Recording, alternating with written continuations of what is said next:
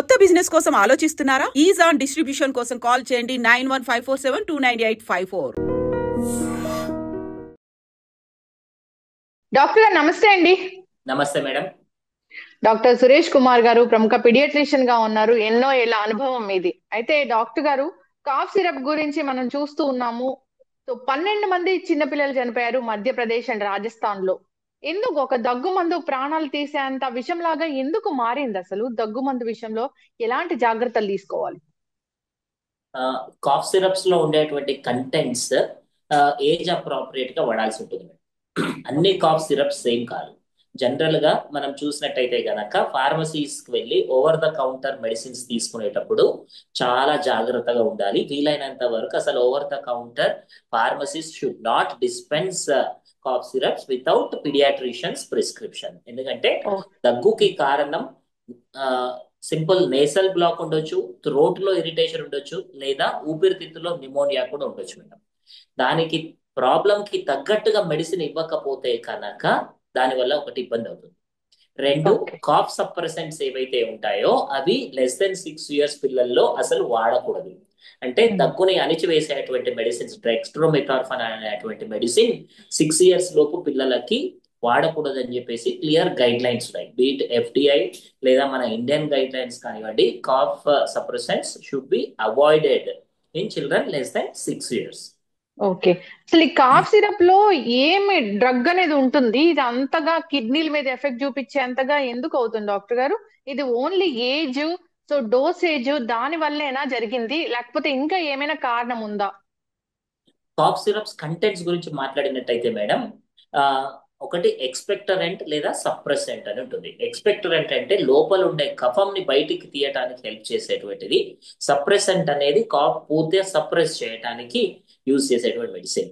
కేవలం ఆ కంటెంట్ మాత్రమే కాకుండా కొన్నిసార్లు ఏదైనా కంటామినేషన్ అవ్వటం మూలంగా మోస్ట్ ప్రాబబ్లీ ఇక్కడ జరిగింది డైథిలిన్ గ్లైకాల్ అనే ఒక సబ్స్టెన్స్ వల్ల కంటామినేట్ అయి ఉండొచ్చు. ఆ contamination it can happen at various levels.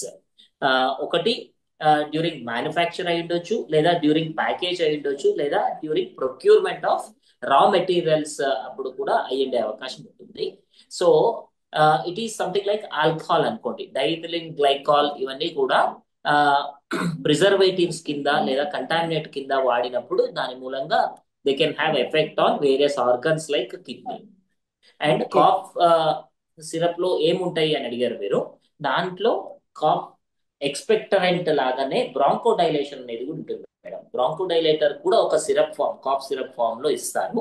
Okay, దానివల్ల మూసుకపోయినటువంటి శ్వాస పైపులు తెరుచుకొని పిల్లికూత శబ్దాలు అవన్నీ తగ్గటానికి హెల్ప్ అవుతుంది. ముందు చెప్పినట్టుగానే అందరికీ ఒకటే కాఫ్ సిరప్ పనిచేయదు.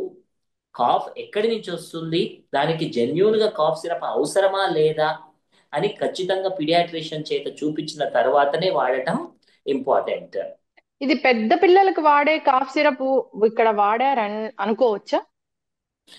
లెస్ లైక్లీ, బికాస్ ఏజ్ అప్రాపర్టీగా ఇచ్చింటారు. కాకపోతే దాంట్లో ఏదైనా కంటామినేట్ అవ్వటం మూలంగా అటువంటి హార్మ్ఫుల్ ఎఫెక్ట్స్ వచ్చిండే అవకాశం ఉంటుంది. And this is not the first time.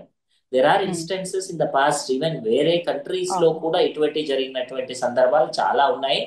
And కేవలం కాఫ్ సప్రెసెంట్స్ అండ్ కాఫ్ సిరప్సే కాదు, యాంటీహిస్టమినిక్స్ వాడేటప్పుడు కూడా చాలా కేర్ఫుల్ గా ఉండాలి. అంటే 1 year లోపు పిల్లలకి జలుబు దగ్గు రాగానే యాంటీహిస్టమినిక్స్ అనేవి వాడితే దాని మూలంగా బ్రీతింగ్ ఆగిపోయేటువంటి అవకాశం కూడా ఉంటుంది. So we have to be really careful when we are using these cough syrups, antihistaminics. And there are guidelines that you should not use any antihistaminic less than 6 months age. కానీ ఒక్కొక్కసారి parents కి తెలియకపోవటం మూలంగా లేదా pharmacies, medical shops వాళ్ళు medicines dispense చేయటం మూలంగా వీటి వల్ల కూడా ప్రాబ్లమ్స్ వచ్చే అవకాశం ఉంటుంది. ఓకే, అయితే డాక్టర్ గారు, చిన్న పిల్లలకి 2 years బిలో వాళ్ళకి దగ్గు జలుబు వచ్చిందంటే జనరల్ గా ఏం చేయాలి? వెంటనే డాక్టర్ దగ్గర తీసుకెళ్లాలా? మందులు అనేది అవసరం ఉంటుందా? ఒకవేళ దగ్గు మందు రాస్తే ఎట్లా ఇవ్వాల్సి ఉంటుంది? ప్రతి దగ్గుకి మెడిసిన్ అవసరం లేదు మేడం. మా ప్రాక్టీస్ లో ఇప్పుడు ఈ సీజన్ వింటర్ కానివ్వండి, రైనీ సీజన్, ప్రతిరోజు కనీసం 30-40 చిల్డ్రన్ విత్ కాఫ్ కోల్డ్ తోటి వస్తారు. అందరికీ ప్రతిసారి మెడిసిన్ అవసరం లేదు. ఎస్పెషల్లీ ఈ కాఫ్ అండ్ కోల్డ్ కి మనం మెడిసిన్స్ వాడకపోయినా కూడా 5 to 6 days లో తగ్గిపోతాయి. కానీ ఆ సిమ్టమ్స్ మూలంగా బేబీ యొక్క లేదా చైల్డ్ యొక్క డే టు డే రొటీన్ ఏమన్నా ఇబ్బంది అవుతాయి. ఫర్ ఎగ్జాంపుల్ నేసల్ బ్లాక్ అయిపోయి దాని మూలంగా నిద్రపోలేకపోవటం, దాని మూలంగా స్కూల్లో డిస్టర్బెన్స్ ఉండటం, లేదా ఆ ఎయిర్వేస్ శ్వాస పైపులు సన్నపడిపోయి దానివల్ల వీజింగ్ సౌండ్ రావటము, దానివల్ల బ్రీతింగ్ డిఫికల్టీ ఉండటము.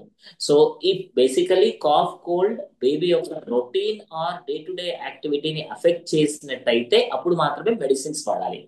And most of the time simple home remedies also will help. Most important thing is keeping the child hydrated. అంటే డిహైడ్రేషన్ లోకి పోకుండా ఉండటము, బ్రీతింగ్ డిఫికల్టీ లేకుండా ఉండటము, ఇవి చూసుకోవడం ఇంపార్టెంట్. ఓకే. వాళ్ళు అసలు చిన్న పిల్లలకి కాఫ్ వచ్చిందంటే జనరల్ గా ఓ పట్టాన తగ్గదు. అది ఒక 10 days వరకు ఉంటూ ఉన్న సిచ్యువేషన్ మనం చూస్తూ ఉంటాము. సో అప్పుడు స్టీమ్ ఇన్హలేషన్ అలాంటివి ఇవ్వచ్చా డాక్టర్ గారు? Steam inhalation is safe madam. Um, and మీరు అన్నట్టుగా రీసెంట్ గా we are seeing lot of this. Um, cough వస్తే ఒక పట్టాన తగ్గట్లేదు అంటున్నారు కదా, we are seeing this. And Hyderabad లో ఇది చాలా ఎక్కువైంది. Um, most of these are allergic. అంటే ఓకే. పిజియన్స్ పెరిగిపోవటం, pigeon um, droppings, pigeon feathers, smoke, passive smoke, dust, వీటి వల్ల వచ్చేటువంటి అలర్జిక్ కాఫ్స్ ఏవైతే ఉంటాయో they can last for longer, 2 to 4 um, weeks వరకు కూడా ఉంటుంది. అగైన్ మళ్ళీ ముందు చెప్పినట్టుగానే కేవలం దగ్గుంది కదా అని దానికి మెడిసిన్ వాడకూడదు. If it is affecting the child's routine, yes, doctor పర్యవేక్షణలో వాడటం safer. And other thing is nebulisation. Um, recently చూస్తే కనుక ప్రతి ఒక్క ఫ్యామిలీలో ఒక నెబులైజర్ ఉంటుంది. సింపుల్ జలుబు స్టార్ట్ అవ్వగానే నెబులైజేషన్ వాడేస్తున్నారు, అది కూడా డేంజరస్. ఓకే. అవసరం లేకుండా నెబులైజేషన్ వాడితే ఆ దానివల్ల సడన్ గా ప్రాణాలు కోల్పోయే అవకాశం కూడా ఉంటుంది. ఓ సో ఖచ్చితంగా వీజింగ్ ఉందని డాక్టర్ కన్ఫర్మ్ చేసిన తర్వాత దానికి అవసరం అంటేనే వాడాలి. ప్రతి జలుబుకి దగ్గుకి నెబులైజేషన్ వాడటం అది ఇంకొక హార్మ్ఫుల్ ఎఫెక్ట్. సో అది కూడా ఇబ్బంది కలిగించే అంశమే ఓ, చిన్నపిల్లలు. ఖచ్చితంగా మేడం. అంటే కొన్నిసార్లు సడన్ గా ఎయిర్వేస్ తెరుచుకొని దానికి సరిపడా ఆక్సిజన్ లోపలికి అందకపోవటం మూలంగా సడన్ డెత్స్ అయ్యే అవకాశం ఉంటుంది. అంతేకాదు ఓకే. వాటిలో వాడే అటువంటి మెడిసిన్స్ వల్ల టకికార్డియా అంటే హార్ట్ రేట్ పెరగటము, ట్రెమర్స్ అంటే వణుకు రావటము, ఇటువంటివి కూడా ఉంటాయి. కాబట్టి అనవసరంగా ప్రతి జలుబు దగ్గుకి నెబులైజేషన్ వాడకూడదు. కేవలం సివియర్ వీజింగ్ ఉంటే మాత్రమే, అది కూడా డాక్టర్ పర్యవేక్షణలో మాత్రమే నెబులైజేషన్స్ వాడాలి. ఊరికే ఎస్. Cough syrups and antihistamines and nebulizations వాడకూడదు. పిల్లలకి దగ్గు వచ్చినా జలుబు వచ్చినా ఫార్మసీకి వెళ్ళి ఒక దగ్గు మందు తీసుకొచ్చి అసలు వాడకూడదు. Absolutely no. ఆ, ఏదైనా ఇబ్బంది అనిపిస్తున్నప్పుడు డాక్టర్ దగ్గరికి తీసుకెళ్లాల్సిందే. అవును. ఫస్ట్ 2-3 days ఇంట్లో లూక్ బామ్ వాటర్ తాగించటము, లేదంటే కనుక స్టీమ్ ఇనలేషన్ ఇవ్వటము, ఇవి చేస్తూ అవసరమైతే నేసల్ డ్రాప్స్, అది కూడా సలైన్ డ్రాప్స్ లాంటివి మాత్రమే వాడి అప్పటికి 2-3 days కి తగ్గకపోయినా, లేదా దాని మూలంగా పిల్లల యొక్క రొటీన్ కి ఏమైనా ఇబ్బంది కలిగినా అప్పుడు మాత్రం ఖచ్చితంగా డాక్టర్ దగ్గరికి తీసుకువెళ్ళాలి. ఓవర్ ద కౌంటర్ ఫార్మసిస్ట్ దగ్గరికి వెళ్ళి మెడిసిన్స్ తీసుకోకూడదు. ఇప్పుడు 2 years బిలో పిల్లలకి బాగా దగ్గు వస్తున్నప్పుడు డాక్టర్స్ ప్రిస్క్రైబ్ చేస్తారు కదా దగ్గు మందు అనేది. ఆ అది కూడా దగ్గు మందులో కూడా డిఫరెంట్ టైప్స్ ఉంటాయి మేడం. నేను ముందు చెప్పినట్టుగా ఎక్స్పెక్టరెంట్ ఒకటి, సప్రెసెంట్ ఒకటి, బ్రాంకో డైలేటర్స్ అని ఉంటాయి. అందరికీ ప్రిస్క్రిప్షన్ ఇవ్వము. డాక్టర్స్ కూడా అందరికీ ప్రిస్క్రిప్షన్ ఇవ్వము. ఆస్కల్టేట్ చేసి అంటే స్టెథోస్కోప్ పెట్టి లోపల ఏమైనా వీసింగ్ సౌండ్స్ అటువంటివి ఉంటే మాత్రమే వాడాలి. అలాగని ఎవరికి కాఫ్ సిరప్ ఇవ్వకూడదు అనేది ఏం కాదు. కాఫ్ సిరప్స్ ఆర్ సేఫ్, కానీ కరెక్ట్ గా డాక్టర్ ప్రిస్క్రిప్షన్ ప్రకారం వాడకపోతే it can cause danger to life. మనం ఇప్పుడు ఎలాగైతే రాజస్థాన్, మధ్యప్రదేశ్ లో చూసామో, కొన్నిసార్లు ప్రాబబ్లీ అది కంటామినేషన్ అయి ఉండొచ్చు, డైథిలిన్ గ్లైకాల్ అయి ఉండొచ్చు. అవును. అట్ ద సేమ్ టైం ఇప్పుడు మనందరి responsibility to increase awareness not to use cough suppressant syrups for less than 6 years of age. Okay. ఇప్పుడు డాక్టర్ చెప్పినప్పుడు కూడా ఎంత మోతాదులో వాళ్ళకి వాడాలో అంతవరకు మాత్రమే వాడాలి కదా డాక్టర్ గారు? Correct madam. దాంట్లో కూడా పిల్లలకి పెద్దవాళ్ళ తీరు స్టాండర్డైజ్డ్ డోసెస్ ఉండవు. పిల్లలకి వెయిట్ చెక్ చేసి వెయిట్ ప్రకారం డోసేజెస్ ఇస్తాము. మీరు ఎంతసేపు అడిగారు అంటే ఎంత ఇవ్వాలి, ఎన్ని రోజులు ఇవ్వాలి అనేది. ఓకే, పిల్లల వెయిట్ చెక్ చేసి పిల్లల సివియారిటీని బట్టి దాని ప్రకారము 3 to 5 days పాటు కొన్నిసార్లు మెడిసిన్ ఇస్తాము. అండ్ కొన్నిసార్లు లోపల నిమోనియా ఉన్నా కూడా దాని వల్ల కూడా దగ్గు రావచ్చు. అలాంటప్పుడు డాక్టర్ చెక్ చేసిన తర్వాత అవసరమైతే ఇన్వెస్టిగేషన్స్ చేసి అవసరమైతే యాంటీబయాటిక్స్ కూడా వాడాలి. అలాగని again we should increase awareness to not misuse antibiotics. Don't by antibiotics from pharmacy. అంటే లాస్ట్ టైం దగ్గు వచ్చినప్పుడు యాంటీబయాటిక్ ఇచ్చారు, ఇప్పుడు కూడా అదే వాడతాను అనేటువంటి సందర్భాలు చాలా చూస్తుంటాం. అది తప్పు. లాస్ట్ టైం వెళ్ళినప్పుడు దగ్గు మందు ఇచ్చారు, ఇంకా ఇంట్లో ఉన్న పిల్లలందరికీ కూడా ఇదే ఇవ్వాలని వాడే వాళ్ళు కూడా ఉంటారు. చాలా మంది ఉంటారు మేడం, అది తప్పు. ఎందుకంటే దగ్గుకి వేరు వేరే కారణాలు ఉండొచ్చు. గొంతులో ప్రాబ్లం ఉన్నా దగ్గు రావచ్చు, ఊపిరితిత్తులో ప్రాబ్లం ఉన్నా దగ్గు రావచ్చు. అది ఎందుకు వచ్చిందని చూసి దానికి తగ్గట్టుగా మెడిసిన్ వాడటం ఇంపార్టెంట్. ఎస్ డాక్టర్ గారు, ఇది సీజను ఫ్లూస్ వస్తూ ఉన్నాయి, ఇక చెప్పనవసరం లేదు, దగ్గు జలుబు జ్వరాలు చిన్నపిల్లల్లో రాకుండా ఎలాంటి జాగ్రత్తలు తీసుకోవాలి? ఒకటి కరెక్ట్ వ్యాక్సినేషన్ తీసుకోవడం చాలా ఇంపార్టెంట్ మేడం. ఇన్ఫ్లుయెన్జా వ్యాక్సిన్ ఏదైతే ఉందో అది కరెక్ట్ గా తీసుకోవటం మూలంగా ఆల్మోస్ట్ 80% హాస్పిటల్ విజిట్స్ తగ్గించవచ్చు. రెండోది అవాయిడ్ ఓవర్ క్రౌడెడ్ ఏరియాస్. వాళ్ళలో ఎవరికైనా కూడా జలుబు దగ్గు ఉంటే పెద్దవాళ్ళ నుంచి పెద్దవాళ్ళకి అది కేవలం దగ్గు వరకే ఉండొచ్చు, కానీ పిల్లలకి అది పెద్ద ప్రాబ్లం అవ్వచ్చు. కాబట్టి క్రౌడెడ్ ఏరియాస్ అవాయిడ్ చేయటం, కోవిడ్ అప్పుడు మనం నేర్చుకున్నటువంటి లెసన్ మాస్క్ వేసుకోవటం, frequent sanitization of hands, frequent hand wash చేసుకోవటం, దగ్గు వచ్చినప్పుడు ఇలా దగ్గకుండా ఎల్బోలోకి దగ్గటం. Okay, that is important. లేకపోతే ఏమవుతుంది, చాలా వరకు ఇలా దగ్గేస్తారు, తెలియకుండా షేక్ హ్యాండ్ ఇస్తారు. వాళ్ళ దగ్గినప్పుడు వాళ్ళ చేతిలోకి వచ్చినటువంటి వైరసెస్ బ్యాక్టీరియా మనం షేక్ హ్యాండ్ ఇవ్వటం మూలంగా, టచ్ చేయడం మూలంగా స్ప్రెడ్ చేస్తాం. ఇవి basic precautions. And keep yourself hydrated well, avoid crowded areas, పిల్లలకి సరైనటువంటి టైంలో వ్యాక్సిన్స్ తీసుకోవటం మూలంగా we can avoid cough and colds. Yes, one final question doctor గారు.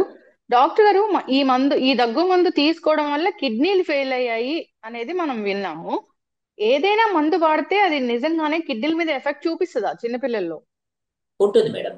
చాలా వరకు మెడిసిన్స్, సింపుల్ కాఫ్ సిరప్ కావచ్చు, ఒక యాంటీహిస్టమినిక్ కావచ్చు, యాంటీబయాటిక్స్ కావచ్చు, వీటన్నిటికీ కూడా ఎక్స్క్రీషన్ త్రూ కిడ్నీస్ జరుగుతాయి. కాబట్టి సరైన మోతాదులో లేకుండా ఎక్కువ డోసేజెస్ ఉన్నా లేదా కంటామినేట్ అయినా, కొన్నిసార్లు ప్రిజర్వేటివ్స్ ఏమన్నా తిరగబెట్టినా దాని మూలంగా కిడ్నీ ఫెయిల్ అయ్యే అవకాశం ఉంటుంది. కాబట్టి కరెక్ట్ ప్రిస్క్రిప్షన్ ద్వారానే తీసుకోవడం బెటర్. ఓకే, ఒక దగ్గు మందు బాటిల్ డాక్టర్ సిరప్ రాశారు అన్నప్పుడు ఆ బాటిల్ హాఫ్ అయిపోయింది అంటే, సో నెక్స్ట్ కి అది ఉంచాలా లేదంటే పడేసేయాలా?